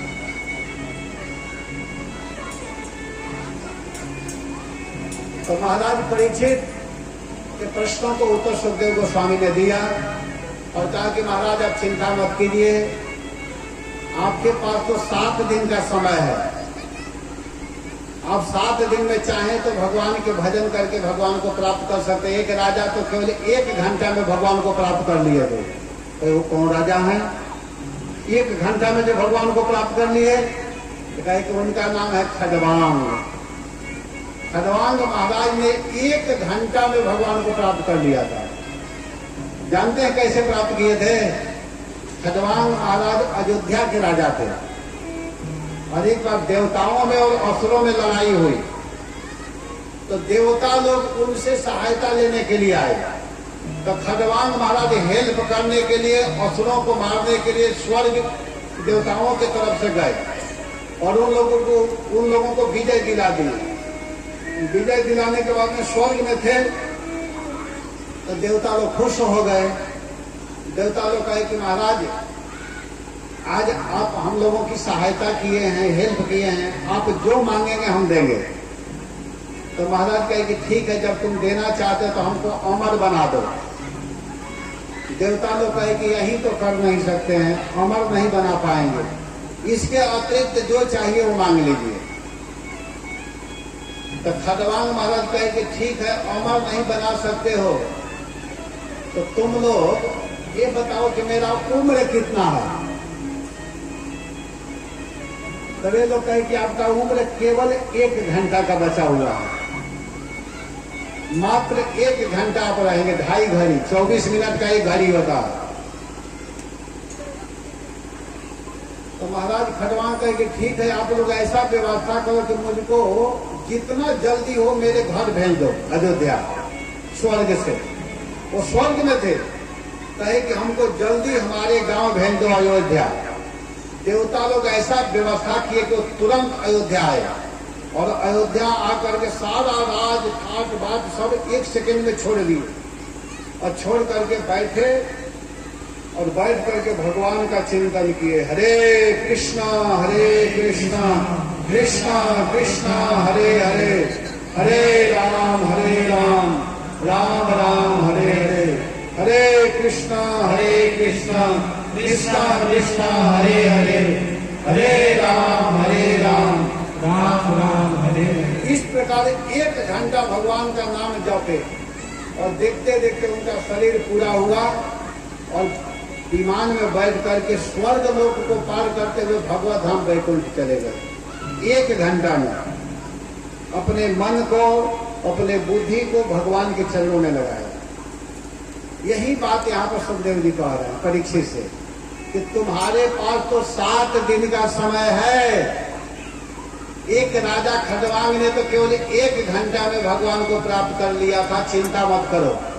महाराज परीक्षित आनंद में हो गए और अपने गुरु के चरणों में प्रणाम किए, सुखदेव गोस्वामी बहुत सुंदर उपदेश भागवत के 10 लक्षण आदि के विषय में बताते हुए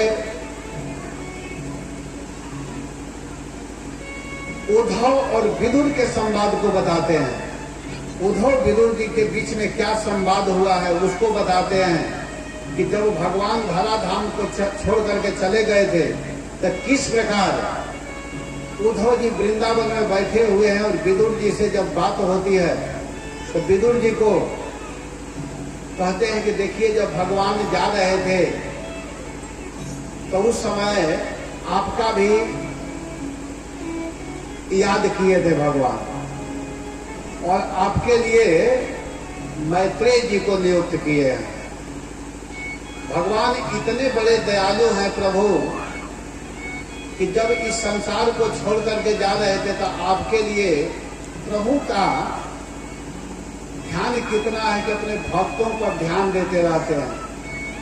इतना सुन करके विदुर जी रोने लगे और विदुर जी वृंदावन से चल करके सीधे हरिद्वार जाते हैं और हरिद्वार जाने के बाद में वहां मैत्रेय जी से भेंट होता है। मैत्रेय जी गंगा तट पर बैठे हुए उनसे अनेक प्रकार के प्रश्न करते हैं। सृष्टि विषय प्रश्न किए, इस संसार की सृष्टि कैसे हुई। तो विदुर जी के प्रश्न से मैत्रेय जी ने सृष्टि विषय प्रश्नों का उत्तर दिया और उत्तर देते हुए बताया कि देखिए सबसे पहले महतत्व अहंकार, भूत सर्ग, इंद्रिया, देवतागण, अविद्या, वृक्ष, तिर्यंग योनि, मनुष्य, देवता, ये सब के विषय में बताते हुए काल के विषय में बताते हैं।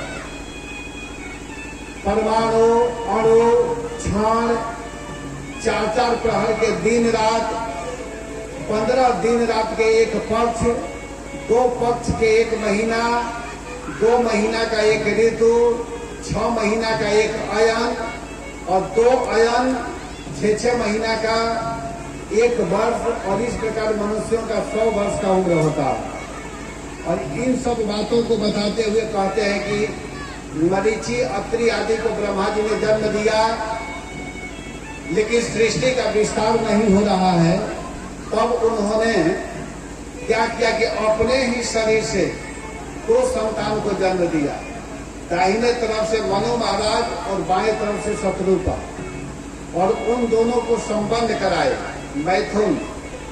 वहां से मिथुन का प्रारंभ हुआ और उसी मनु शत्रुपा के गर्भ से 5 संतान जन्म लिए, जिसमें से 3 लड़कियों का जन्म हुआ और 2 लड़कों का।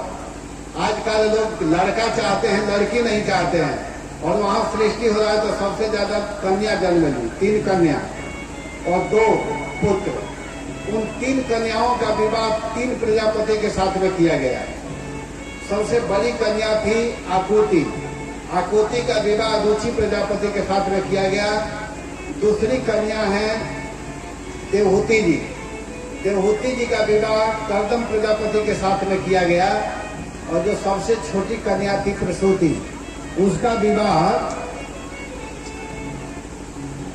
दक्ष प्रजापति के साथ में किया गया। और उन तीनों कन्याओं के द्वारा, आकुति के द्वारा यज्ञ पुरुष भगवान का जन्म हुआ। देवहूति के गर्भ से भगवान कपिल का जन्म हुआ है और प्रसूति जी के गर्भ से सती का जन्म हुआ, जिस सती का विवाह शंकर जी के साथ में किया गया था और वहीं जल करके भस्म हुई। तो दोबारा फिर जन्म ली हिमालय के यहाँ, जिसका नाम हुआ पार्वती, और उसी पार्वती का विवाह पुनः शंकर जी के साथ में किया गया। तो इन सब कथाओं का वर्णन करते हुए इसमें देवहूति जी का जो प्रसंग है, देवहूति जी का विवाह कर्दम प्रजापति के साथ में किया गया था और उनके गर्भ से 9 कन्याओं का जन्म हुआ। तो 9 कन्याएं बड़ी महान लड़कियां थी, जिसका नाम है कला, अनुसुईया, प्रधा, अविर्भू, गति, क्रिया, ख्याति, अरुंधति और शांति।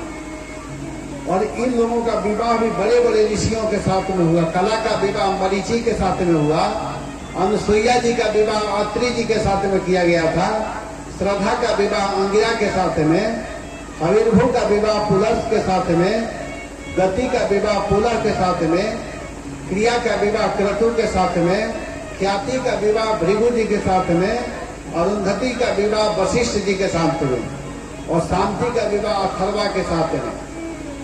और इन 9 लड़कियों का विवाह करके कर्दम प्रजापति भजन करने के लिए चले गए और अपने पुत्र कपिल के हाथ में देवहूति को सौंप दिए।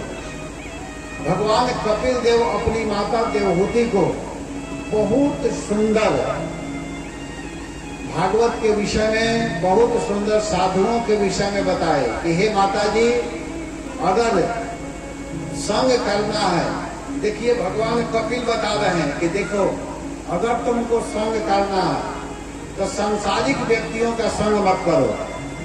संग करना है तो वैष्णव साधुओं का संग करो। साधु के संग करने में ही सुख मिलता है। जो साधु होते हैं वो दूसरे के हित करने वाले होते हैं, दूसरे के भलाई करने वाले होते हैं। तो ऐसे साधुओं का संग करना चाहिए। साधु दूसरे के लिए ही जीते हैं, उनका जीवन ही दूसरे के उपकार के लिए होता है, दूसरे के कल्याण के लिए होता है। इसके विषय में बताते हुए कहते हैं कि तितिक्षवा कारुणिकः सुहृदः सर्वदेहिना अजात शत्रुवः शान्तः साधवः साधुभूषणः। जो साधु होते हैं वो तितिक्षवः सहनशील होते हैं और जीव मात्र पर दया करते हैं, प्राणी मात्र पर दया करते हैं, सबसे प्रेम करते हैं। उनके दृष्टि में कोई उनका शत्रु नहीं होता और वो दूसरे लोगों से प्रेम करते हैं और मेरी भक्ति करते हैं। इसी बात को बताते हुए भगवान रामचंद्र जी भी बताए हैं रामायण में, अरे राम सिया राम जय जय राम, सिया राम जय जय राम, सिया राम जय जय राम, सिया राम जय जय राम। समशीतल में त्याग हमें के, समशीतल नहीं त्याग हमें के, सरल स्वभाव सबई सनके, सरल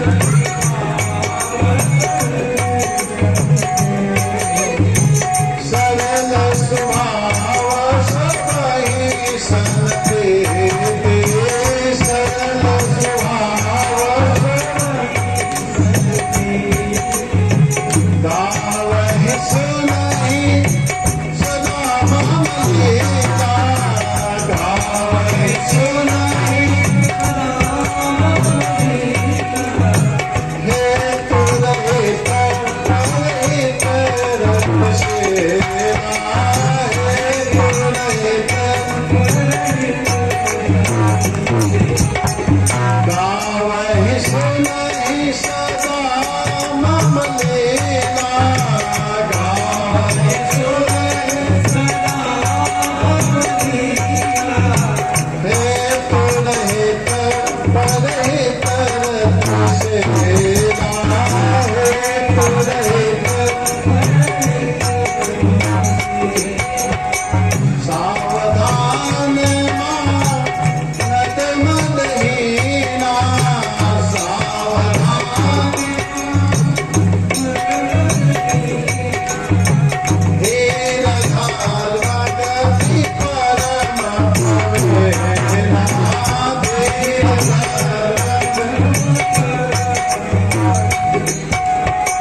धीर धार गति परम पवेना, धीर धार। और कैसे होते हैं साधु? कोमल चित, उनका चित जो होता है कोमल होता है, कोमल चित दिलन पर गाया, कोमल चित दीन पर गाया, मन बच क्रम मम भगति हमारा, मन बच क्रम मम भगति। और क्या करते हैं साधु? सब ही मान प्रद आपो माने, सब ही मान प्रद आपो माने, भरत प्राण श्रम ममते प्राणे, भरत प्राण श्रम ममते प्राणे। इस साधु का लक्षण बता रहे हैं, यानी कि साधु उसको कहते हैं जो दूसरे को सम्मान दे, दूसरे को मान दे और अपनी मान की कामना न करे, अपनी मान टले टल जाए, अपने मान की चिंता न करके दूसरे को मान देने वाले होते हैं, वो साधु होते हैं। और ऐसे साधुओं से मैं खुश होता हूँ, प्रसन्न होता हूँ। कपिल भगवान कहे कि हे माता जी, ऐसे ही वैष्णवों के बीच में रहना चाहिए, ऐसे ही साधुओं का संग करना चाहिए। ऐसे साधु के संग करोगी तो तुम इस संसार में रहते हुए पार हो जाओगी। प्रत्येक व्यक्ति को क्या करना चाहिए कि नियम बनाना चाहिए। क्या नियम बनाना चाहिए? कि हम बात करेंगे तो जिनका विचार, जिनका आचरण, जिनका व्यवहार सादगी है, जो भगवान से संबंध रखते हैं, ऐसे लोगों से हमको बात करना है। कम से कम 2-4 महात्माओं से तो दिन भर में बात कर ही लेना चाहिए, और कम से कम पहला कॉल करना चाहिए मोबाइल से। तो ऐसे व्यक्ति के पास फोन करना चाहिए जिससे बात करते सारा दिन शुभ हो। सुबह उठते ही हेलो हेलो करने लगते हैं। एक मैं सुना, एक कथाकार है, बहुत अच्छा कथा करते हैं, राम कथा, राजन जी महाराज, बहुत सुंदर राम कथा करते हैं, बहुत अच्छे, उनका कथा बहुत अच्छा लगता है। तो मैं सुन रहा था एक दिन, तो बोल रहे हैं कि जानते हैं जो हेलो हेलो बोलते हैं ना, हेलो हेलो, तो जो मोबाइल बनाया है, सबसे पहले जो ये बनाया, तो उसके पत्नी का नाम वो है, और उसके पत्नी का नाम है, तो अपने पत्नी को बुलाया। वो तो बुलाया एक बार, उसकी पत्नी भी मर गई, वो भी मर गया, लेकिन आज तक लोग उसके पत्नी को बुलाते रहते हैं। फोन पर जब फोन करना है तो क्या करना चाहिए? हरे कृष्णा। हम लोग ऐसे ही बोलते हैं। कभी कभी नया कॉल आता है, कोई फोन करता है, या हम लोग कई नए लोगों के पास फोन करते हैं। भाई बहुत बार के बाद समझा कि ये लोग क्यों नहीं समझ रहे हैं। मैं कभी कभी फोन लगाता हूँ और नए लोग उठाते हैं तो कहते हैं, हम लोग बोलते हैं हरे कृष्णा, तो वो चुप लगता है, फोन कट गया क्या? तो देखते हैं तो फोन तो चालू है, हरे कृष्णा, कुछ आवाज नहीं आ रहा है। तो मैं 2-3 बार हरे कृष्णा मैं पूछा कि भाई ये फोन चालू है, कोई बोल नहीं रहा है। तो कोई बताया कि आप हेलो बोलिए ना, हेलो। तो मैं कहा हेलो, तो मैं बोलने के लिए नहीं कहा, मैं उसको सुन, हेलो हेलो मतलब इतना कहते हुए से बोल रहा है, हाँ हेलो। अब बताइए, इतना बिगड़ा हुआ दिमाग है, कि बिगड़ा हुआ दिमाग है। इसमें आप भगवान के नाम बोलेंगे दिन भर में, अगर 10 बार फोन करते हैं, अगर 50 बार फोन करते हैं, तो नहीं चाहते हुए भी अगर हरे कृष्ण बोलेंगे तब 50 बार भगवान का नाम बोल देंगे, है कि नहीं? आप नियम बना लीजिए कि हमको क्या बोलना है। भक्ति का देखिए कितना सुगम मार्ग है। अलग से अगर आप माला नहीं भी कर रहे हैं, फोन तो सब लोग प्रयोग करते हैं, है कि नहीं? सभी लोग करते हैं मोबाइल पर बात। तो जब कॉल कीजिए किसी के पास, अगर कोई फोन उठाता तो कहिए हरे कृष्णा, तो उधर से बोलेगा हरे कृष्णा, तो देखिए उसका भी कल्याण होगा और आपका भी कल्याण होगा। फिर अपना बात कीजिए। और रखते समय भी जब फोन रखिए, हरे कृष्ण, ठीक है रखता हूं, ये हो गया भगवान का नाम। भक्ति कितना सुगम है, कितना सरल है, कितना सहज है, लेकिन कोई नहीं करेगा तो इसमें किसका दोष है? इसमें दोष किसका है? अपना दोष है। तो भगवान कपिल देव ने अपने मां को बताया, क्या बताया कि माता जी आप साधुओं का संग करो, वैष्णवों का संग करो। जब साधु का संग करेंगे वही साधु ने बताएगा कि हरे कृष्ण मोबाइल पर बोलो। अगर साधु का संग नहीं करेंगे तो वही हेलो हालो सिखाएगा। जैसे माइक वाले भी, साउंड वाले जो होते हैं, जो भक्त नहीं होते हैं, तो जब बोलना होता है तो क्या बोलते हैं, पता नहीं क्या क्या उसमें बोलते हैं। और हम लोग बोलते हैं तो हरि बोल, हरे कृष्णा, जय श्री राधे, हरे कृष्णा। अगर माइक पर भी साउंड चेक करना है तो क्या बोलना चाहिए? हरे कृष्णा, हरे कृष्णा, हरे कृष्णा, कृष्णा कृष्णा, कृष्णा कृष्णा, हरे हरे, हरे हरे, हरे रामा, हरे राम, हरे रामा, हरे राम, रामा रामा, राम राम, हरे हरे, हरे हरे।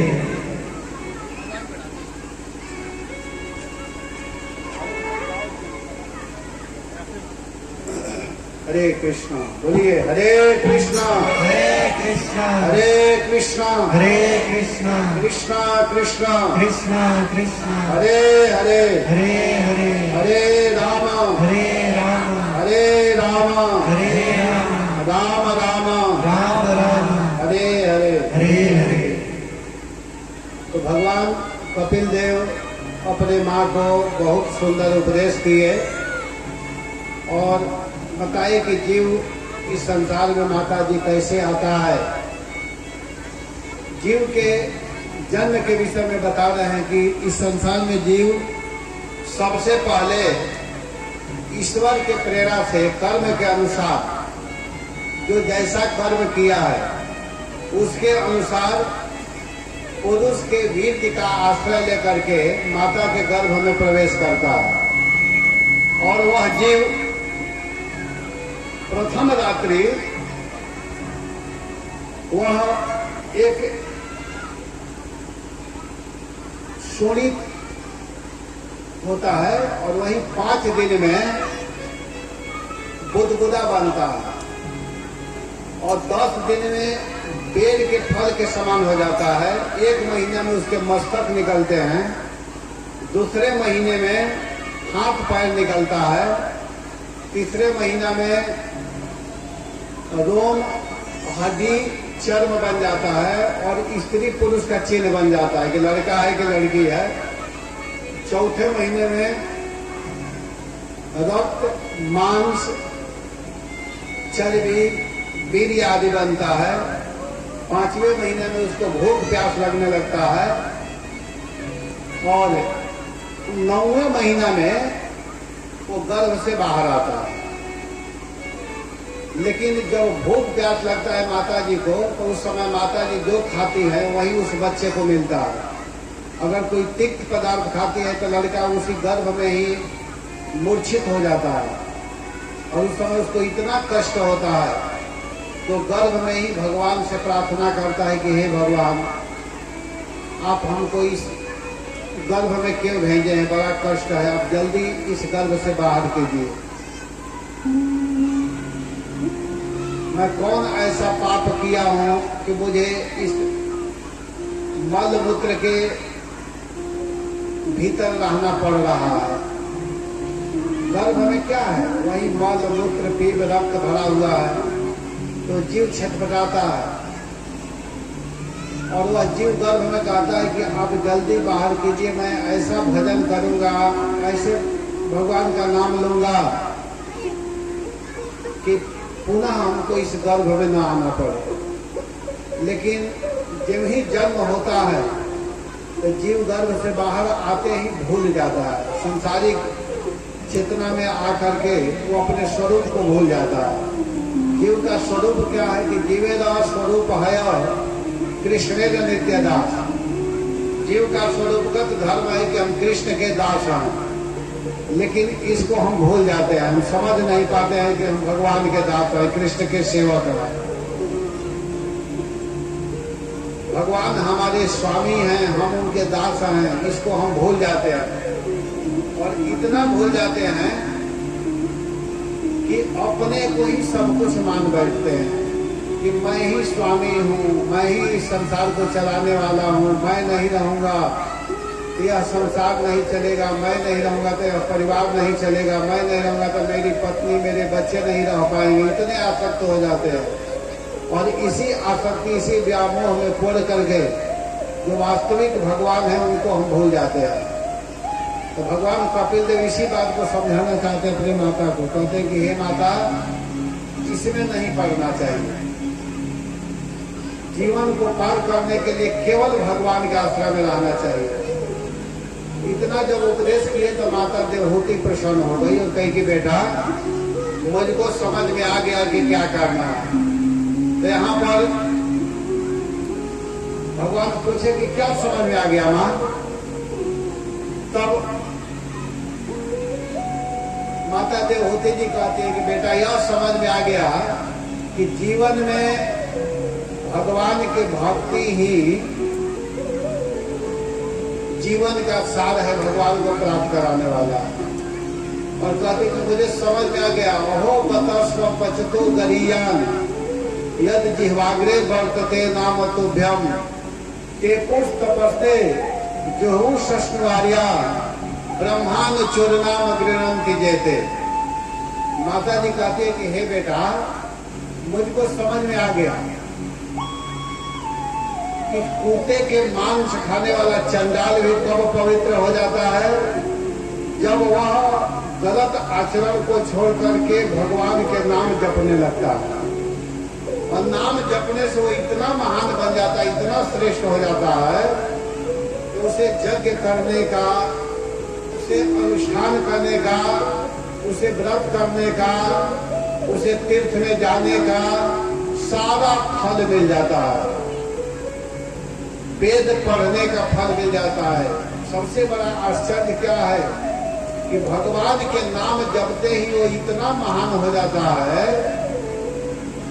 कि वहां जाति पाति नहीं रह जाती है। भक्ति के नाते सब प्रेम करने लगते हैं। भक्ति में, भक्ति मार्ग में जाति नहीं देखी जाती है। भक्ति मार्ग में ये देखी जाती है कि किस स्तर का भक्त है। साधु लोगों में जाति से व्यवहार नहीं होता है, भक्ति से व्यवहार होता है। जो भजन करते हैं तो किसी भी जाति के क्यों ना हो, उनसे प्रेम किया जाता है, उनके पास जाया जाता है, रुका जाता है, उनके घर खाया जाता है। और जो भक्त नहीं है, जो भक्ति नहीं करते हैं, तो भले ही ब्राह्मण क्यों ना हो, अगर मांस खा रहे हैं तो उनके घर के लोग नहीं जाना चाहते हैं। तो ये सब समझना चाहिए।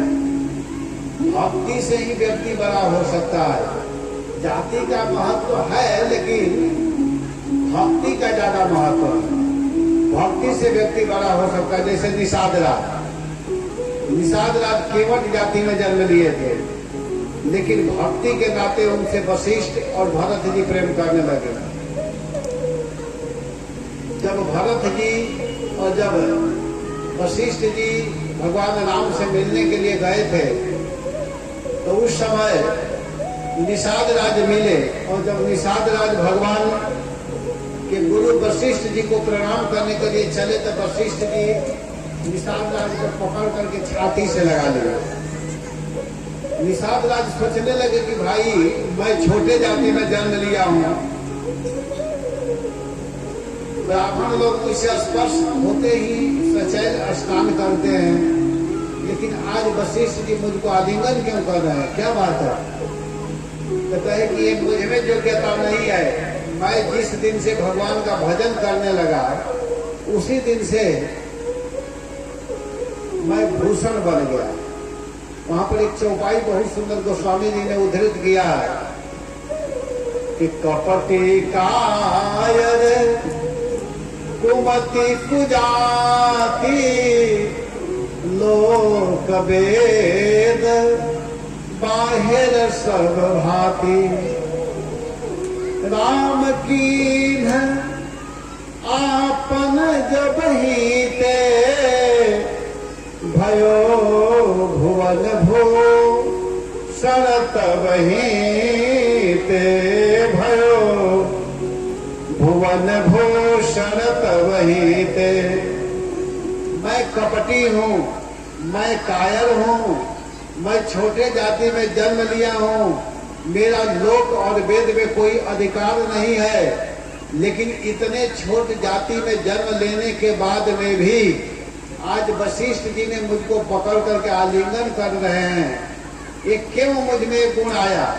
क्योंकि राम कीन आपन जब ही ते भयो भुवन भूषण तब ही ते भयो भुवन भूषण तब ही ते।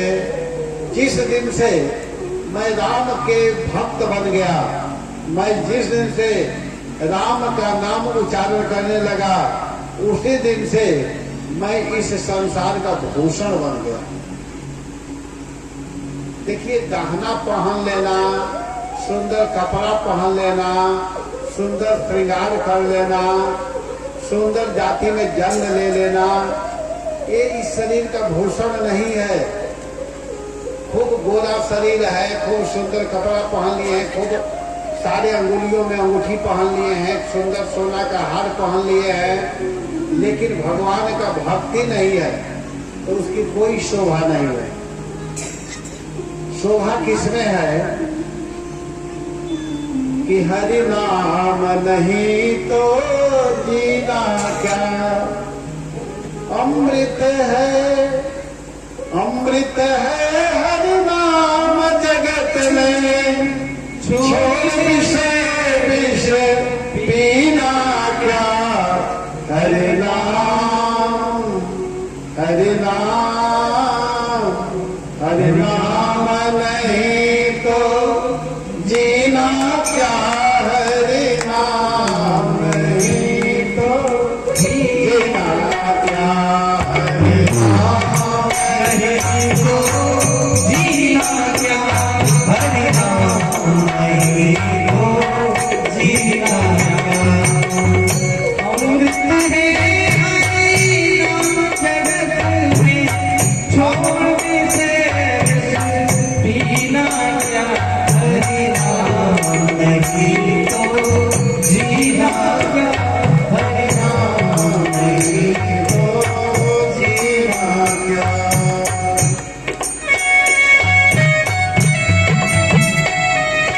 इस भजन में सबसे महत्वपूर्ण बात ध्यान दीजिए, पूरा भजन हम लोग नहीं गाएंगे।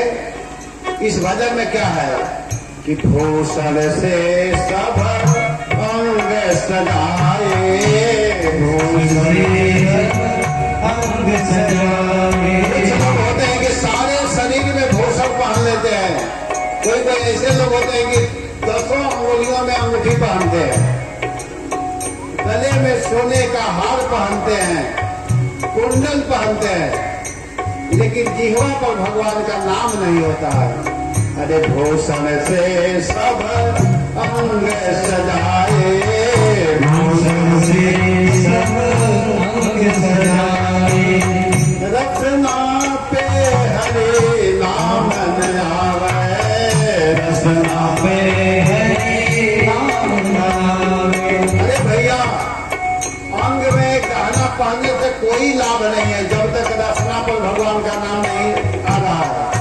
अरे देह पड़ी रह जाए यहीं पर, देह पड़ी रह जाए यहीं पर, देह पड़ी रह जाए यहीं पर, देह पड़ी रह जाए यहीं पर, कुंडल और लगे ना क्या, हरे राम नहीं तो जीना क्या,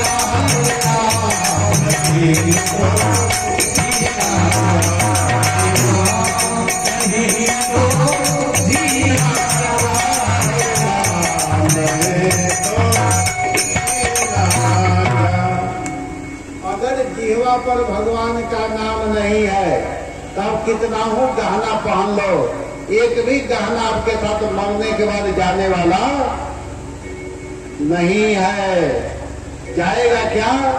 देह परी रह जाए यहीं पर। जिस दिन शरीर छोड़ोगे, सारे हार, सारे गहने यहीं पर छोड़ना पड़ जाएगा। और साथ में क्या जाएगा? जो तुम किए हो। अगर कथा सुने हैं तो उसका पुण्य जाएगा, अगर पाप किए हैं तो उसका पाप जाएगा। इसलिए सावधान। रोड पर लिखा रहता है ना कि बड़ा ये रास्ता गड़बड़ है, कहते हैं कि ऐसे लिखते हैं कि दुर्घटना घटी, सावधानी हटी दुर्घटना घटी।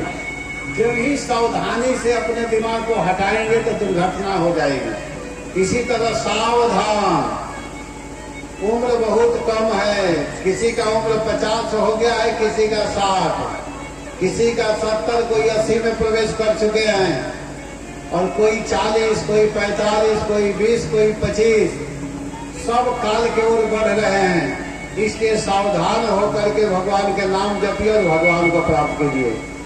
इसी के साथ आज की कथा मैं यहीं पर विराम देता हूँ।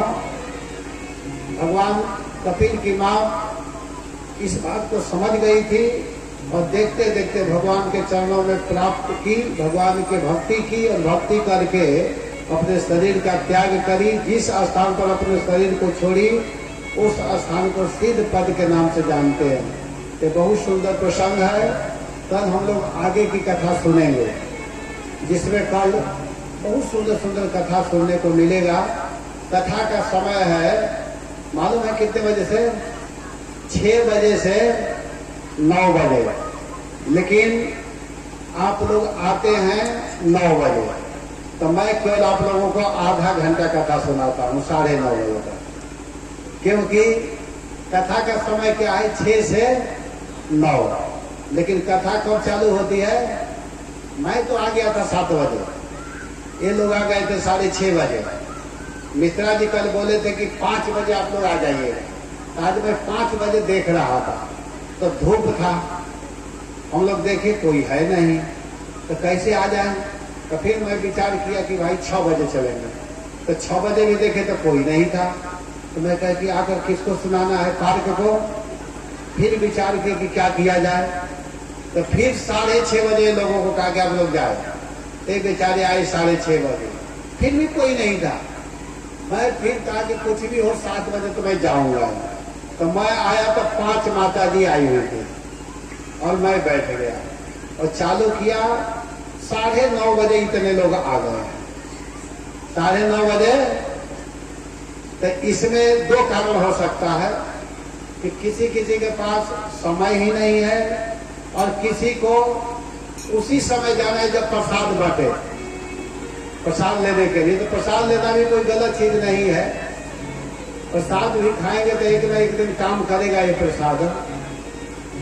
क्योंकि भागवत में कोई किसी भी तरह से पहुंच जाता है तो उसका कल्याण होता है। एक उदाहरण मैं देता हूं कि भागवत में कोई किसी भी तरह पहुंच जाए, वो हानि करने वाला नहीं है। इस पर एक कथा मैं सुनाया हूं, शायद आप लोगों को याद भी होगा, भूल भी गए होंगे, तो याद कर लीजिए एक बार, 2 मिनट में मैं पूरी कर दूंगा। कि एक महात्मा एक गांव में कथा करते थे। तो जब कथा करते थे तो एक व्यक्ति उस गांव का बहुत धनी था, बहुत धनी मनी।